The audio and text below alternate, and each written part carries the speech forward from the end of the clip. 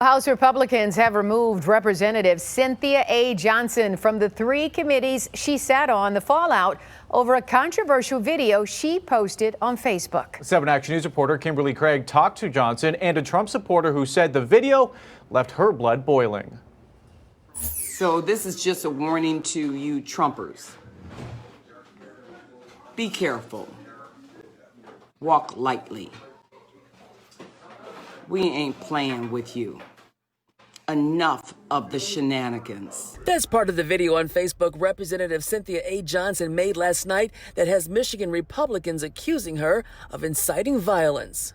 And for those of you who are soldiers, you know how to do it. Do it right. Be in order. Make them pay. It was a call for her soldiers to come after anybody that voted for Trump. Johnson posted the video days after she made national headlines for threats she received after a House oversight hearing with Trump attorney Rudy Giuliani, during which she pushed back against allegations of voter fraud.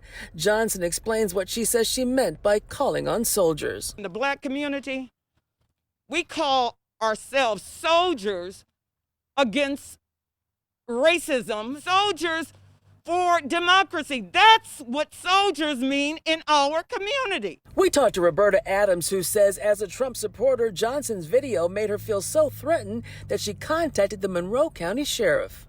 They said that unless she says my name or gives my address, that they can't do anything about it. Today, Speaker of the House Lee Chatfield and Speaker-elect Jason Wentworth released a statement saying threats to either Democrats or Republicans are unacceptable and un-American. They're even more unbecoming of an elected official.